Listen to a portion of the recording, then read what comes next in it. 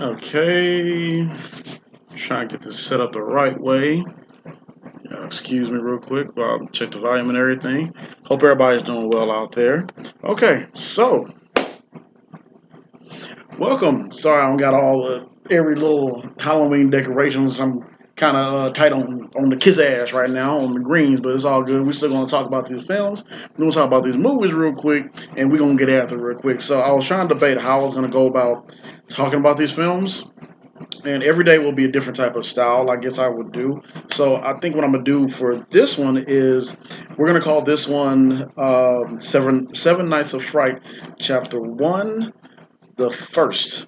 And when I say the first, I mean the first films that I've seen as a kid growing up that scared the crap out of me, or probably stuck with me over the years. And I'm like, nah, I'm not watching it again. And we're gonna start off with the very first one that traumatized me for life. Yes, ladies and gentlemen, CandyMan. I ain't gonna say no more. Hopefully, even though you got to request this guy to come and kill you, I still don't want. I don't want to. No, we're not gonna have it. So this movie came out in 1992. It's a horror slasher, of course. Let's see, 6.6 out of 10 on IMDb. So it was okay, solid. But hey, struck with me for the rest of my life. So hey, great film. Ask me. 5.5 out of on the Shout Factory. 75% on Rotten Tomatoes. Google users 85% like this movie. If you haven't seen the very first Seaman, I'm gonna give you a little synopsis right here. So, a skeptical graduate student Helen Lau, played by Virginia Madsen. Oh, I had a burp right there. Sorry. Befriends Anne Marie McCoy, played by Vanessa Williams, while researching superstitions in a housing project on Chicago's near north side from Anne Marie. Helen learns about the Seaman, Tony Todd, a knife wielding knife. No, ain't no knife. He had a hook. They go like this. You know, like one of them chicken legs that kind of go like that. You know what I'm talking about. So a knife wielding figure of urban legend that some of her neighbors believe to be responsible for a recent murder. After the mysterious man matching the seat man's description begins stalking her, Helen comes to fear that the legend may all be too real, which it was. The release date was October 16, 1992. Director Bernard Rose, film series Seat Man. Story by Clive Barker, screenplay Bernard Rose and Clive Barker. So this film, I don't want to get too much into the cast, but well, I'll go ahead and break down the cast. I want to kind of speed through and get through some of these. Tony Todd, it's pretty much. Hold on. All right, I had to pause the video real quick. So yeah, Tony Todd, played by Seaman himself.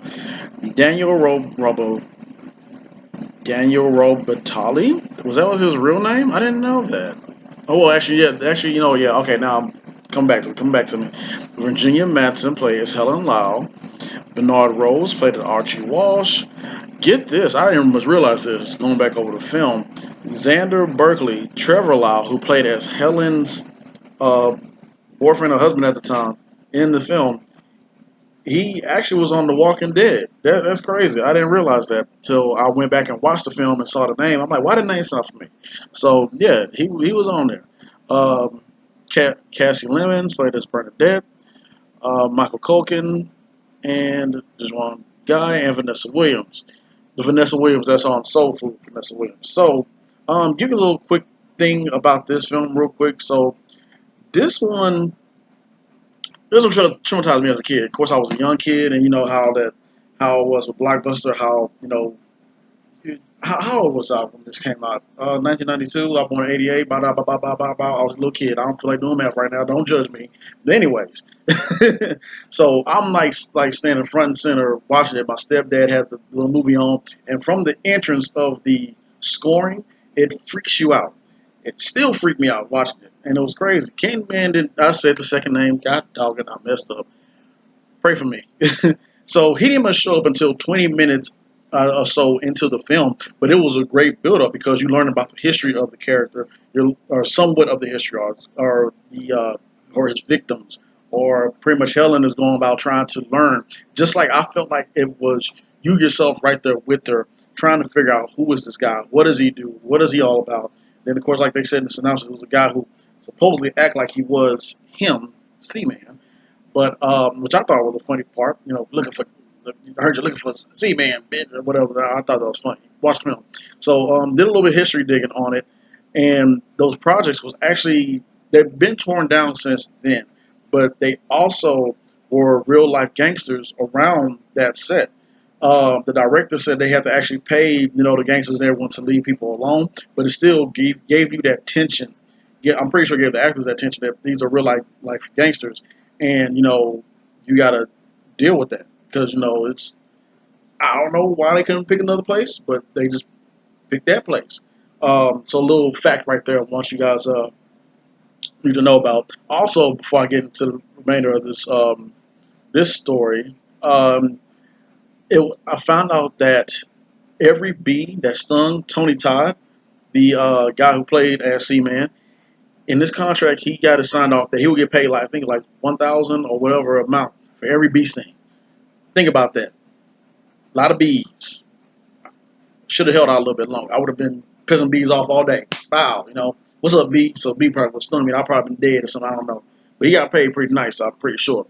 So let's go ahead and get into the story real quick, then we can move on. So, watching the film, of course, now that I'm older, I'm not afraid of it anymore, but it was still a good watch. It's even a scene where he kills somebody, and then he jumps out a window backwards, and you can actually see the wire of that's pulling him to do that little special effect. It was still pretty cool, scary effect, but I caught that, and it was pretty funny.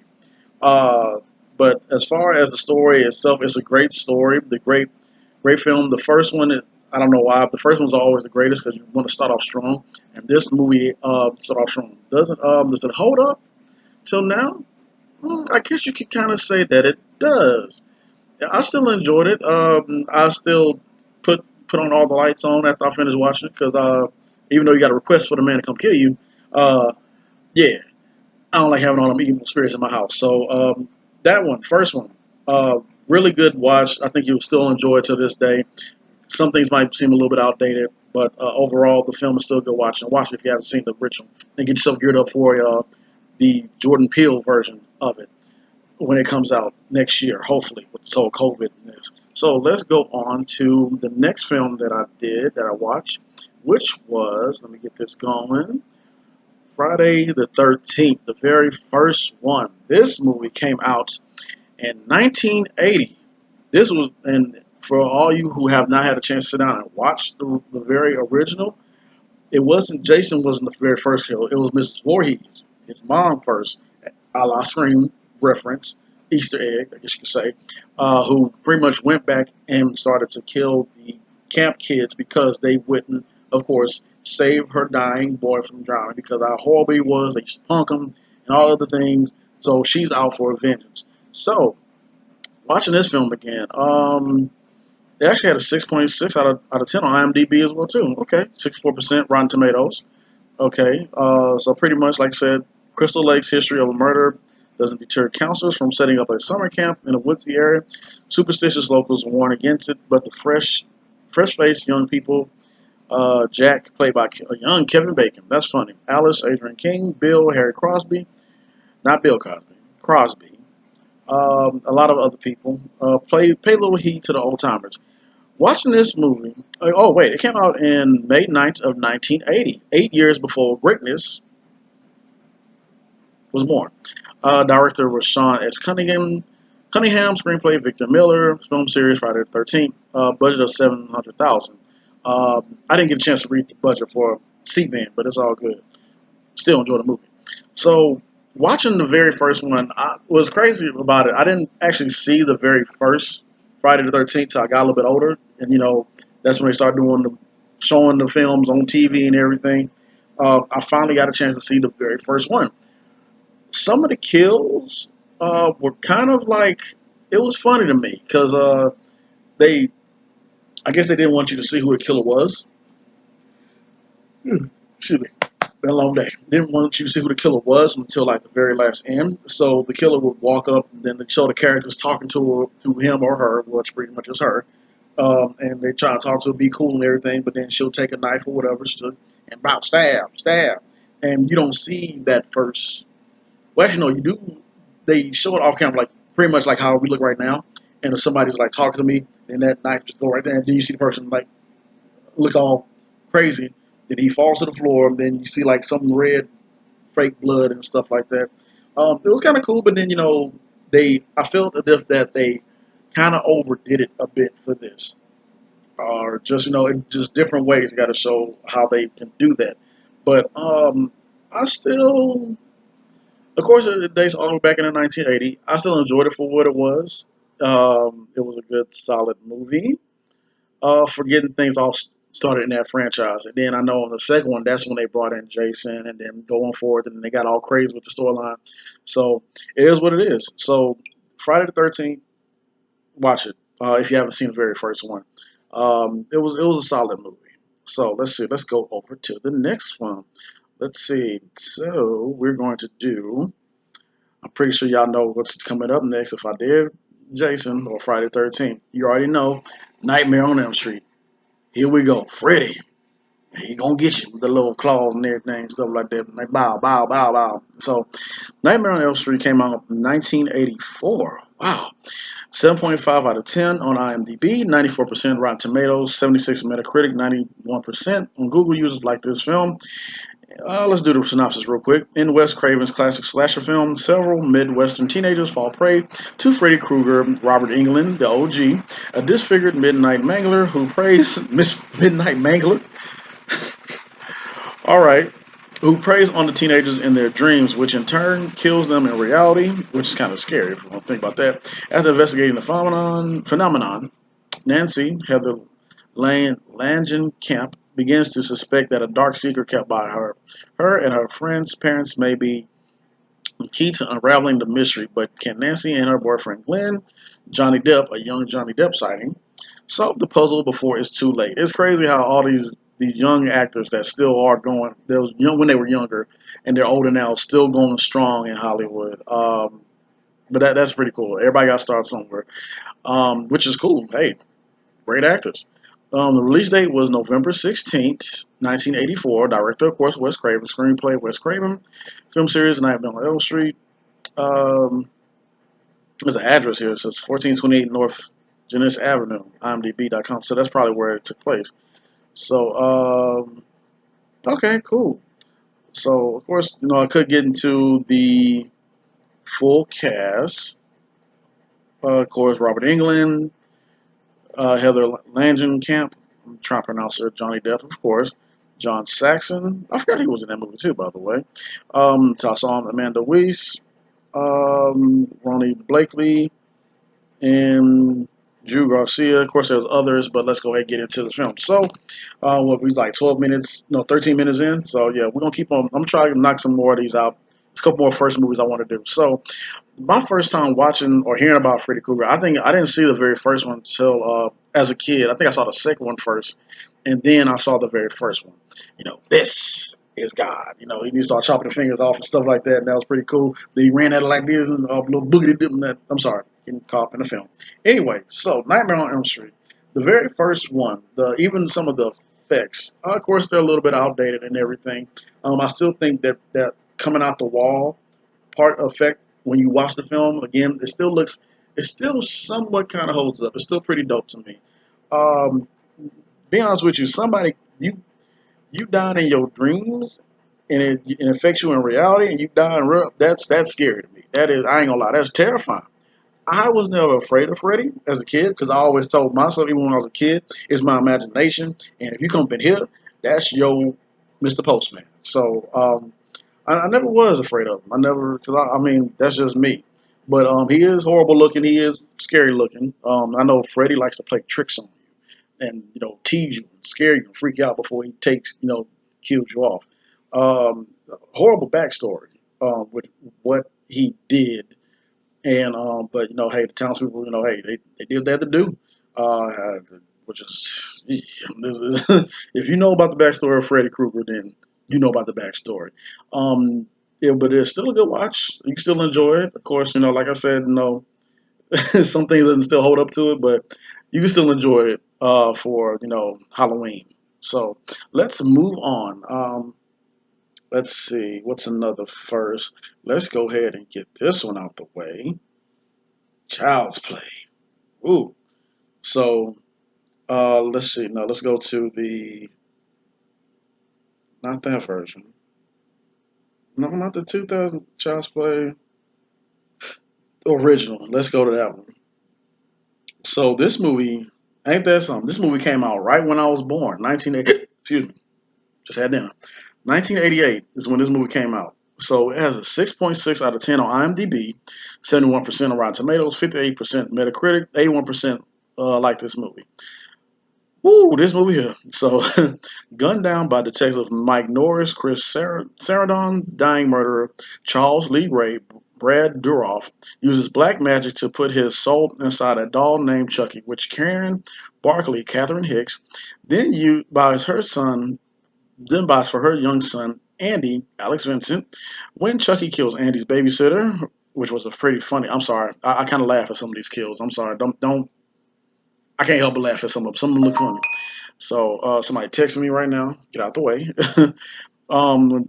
Well, I stopped that. Oh, babysitter. The boy realizes the doll is alive and tries to warn people, but he's institutionalized. Now Karen must convince the detective of the murderous doll's intentions before Andy becomes Chucky's next victim. The release date was November 9th, 1988. Director Tom Holland. Box office 44.2 million. Wow. Yeesh. Initial DVD release. Wait, delete. Oh, DVD release. Oh, 1999. Anybody worry about that? So about this movie here. So did this movie scare me when I was a kid? I really can't say. I get no. I want to give it the benefit of the doubt because it actually did in a way. Watching the movie, I wasn't afraid when I was a kid watching it, but I was like, okay, kill a dog. Yeah, we ain't messing no killer dogs, bro. You start acting up, you got to go. You getting we burning you, we everything. That's a wrap. That's a wrap. So pretty much what happened is that my grandma would she used to make visits on the north side to some people that she used to help out or whatever, and she wound up finding this same exact doll that looked like Chucky. Whew. So she cleaned it up. She set it in the living room of this place we used to spend the night at a couple times. We stayed on the north side, and at that point when we saw it, and we was like, "Ooh." Me and my sisters, we was like, "We're not going through that living room no more. We'll go around." We would go a couple times. I would pass through it, but it felt like the dog was just like staring at me, and I ain't like that, and it was scary. So pretty much we went around so we wouldn't have to deal with that. Freaking me out. So that's why I give them the benefit of the doubt. The movie itself, like I said, I do laugh at some stuff in these scary movies to keep myself from getting scared. But this, looking back at it, I've seen the movie so many times where I can't help but laugh at it. Like the one part when one of his very first kills is when he about to kill the babysitter, and I think it was one part like we slowed it down, and like the baby like the doll like darts across the back scene. Like I was laughing because you see him like sprinting like this, and you like hold on, man. And so like it was fun. Like I'm sorry, don't mind me. It's just funny to me. And then he take the little hammer, then bow, hit her, and she fall out the window and all that stuff. And then I'm sorry, y'all just don't mind me. I find humorous things in some scary films, and I can't help but laugh. But with that being said, and then the whole little what was the little sounds he was doing, the bendala and all that. I'm like, well, I don't know, what the whole little voodoo and all that. And I'm like, nah, man, I don't. We don't fool with stuff like that around here. But, however, the movie you'll still enjoy it. You're gonna probably laugh at it like I did. But yeah, Child's Play, the very first original that came out during 1988. Still a good watch, still good, cool. I think you guys will enjoy it. So, Child's Play, you can start off with that as well too. So, only a couple more first that we're gonna get to. Let's see. And let me see. Halloween movie. Yep, Halloween movie. Y'all know I had to do it. I had to do it. So, Halloween. It came out in 1978. Wow. Whew. So 7.8 IMDb, 96% Rotten Tomatoes, 87 Metacritic. On a cold Halloween night, In 1963, 6-year-old Michael Myers brutally murdered. 6-year-old, jeez. Brutally murdered his 17-year-old sister, Judith. He was sentenced and locked away for 15 years, but on October 30th, 1978, while being transferred for a court date, a 21-year-old Michael Myers steals a car and escapes Smith Grove. He returns to his quiet hometown of Haddonfield, Illinois, where he looks for his next victims. Trying to figure out who taught him how to drive. Have you been locked? I don't know. Maybe, well, they do got books in prison, so I don't know. Maybe Michael Myers caught up on some reading. I don't know. Original release date was October 25th, 1978. Director John Carpenter. Feature song Halloween theme. Main budget $325,000. So let's get into this. Where was I? Well, I mean, when did I first watch this? When I first watched this, I wasn't afraid of it. Let's go ahead. Let's get Jamie Lee Curtis. Played as our heroine. John Carpenter was Donald Pleasance, Kyle Richards, PJ Stoles, Nancy Keys, Nick Castle plays as Michael Myers on the time. So when I first saw this one, when I was younger, I wasn't really terrified, but I'm pretty sure, like, if anything, you put something like that, some guy in front of me like that, I'll be like, yeah, bro, we ain't having it. So, uh, still a good, solid movie. I don't know what I was gonna. I'm sorry, I was gonna say this earlier when I was talking about Friday the 13th. I don't know what it is with these kids always getting it on and getting killed off, but I don't know. Like, just don't do none of that when scary movies. Don't. I don't know. I'm just like it became kind of funny to me with some of these scary movies, I guess. So, anyways, let's keep on going. So, Halloween, I enjoyed it. I really enjoyed it. Watching it again, I still did enjoy it. Cause, like I said, some things don't hold up like it used to. But these are one of the very first films of horror that came out during time where as I got older and I got a chance to watch it and see it for what it was and be freaked out as a kid and everything. Um, so yeah, not gonna get too much into that one. Uh, I mean, it is what it is. It is like all the other first Halloweens and Candymans. I said, can oh my god, I said, how many times not supposed to say this? So, but Jamie Lee Curtis, love her since day one. She is the Scream Queen, famous, infamous, love her, great actress, love her. Even all the other actors on here too. Still good Halloween movie. So I think we got one more, and let's go to it. Trying to see the very first one of this. If we can get to it. Yeah, Hellraiser, Pinhead. So me watching this as a kid, I was like, this is terrifying. I'm like, what's wrong with this man, dude? like, I was like, I was watching it the other day, and I was like, man, this is kind of disgusting. What he does, and kind of horrible and painful. I'm like, what's wrong with this dude? Why does he want to kill these people? Like, and you find let's I don't want to get all into it. I want you to watch for yourself. So, 7 out of 10 on IMDb, 72% Rotten Tomatoes, 57 Metacritic, 86% Google users like this film. Sexual deviant Frank Sean Chapman inadvertently opens a portal to hell when he tinkers with a box he bought while abroad. The act unleashes gruesome beings called Cenobites who tear Frank's body apart. Pretty gruesome, I'm telling you, watch it. Uh, when Frank's brother Andrew Robinson and his wife Julia, played by Claire Higgins, move into Frank's old house. Yep. That accidentally bring what is left of Frank back to life. Frank then convinces Julia, his one-time lover, to lure men back to the house so he can use their blood to reconstruct himself. Yes, that's what this movie was all about. Release date, September 18th, 1987. Director was Clive Barker. Story by Clive Barker. Screenplay, Clive Barker. Pinhead, Doug Bradley. So, yeah, Doug Bradley was Pinhead himself.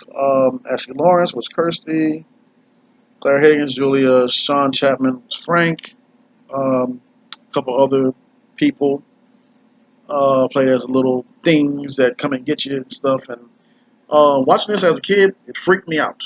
It really does. So yeah, and even watching it a couple days ago, I was still like, this is disgusting.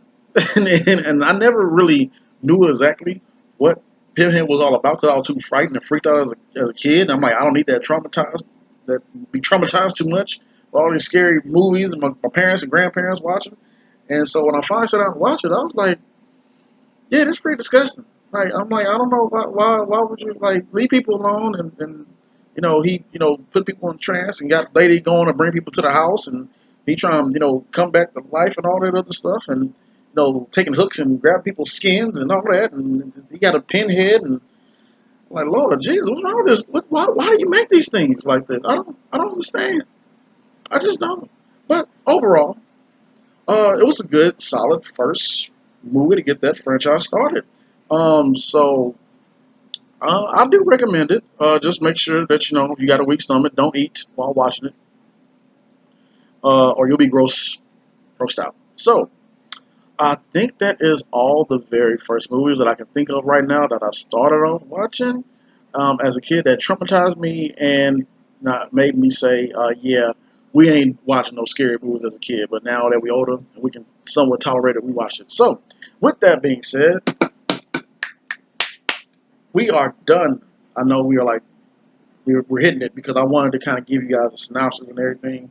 Even though some of us have seen these films, I still say that these are great Halloween scary films you can start off on watching for this week, starting today.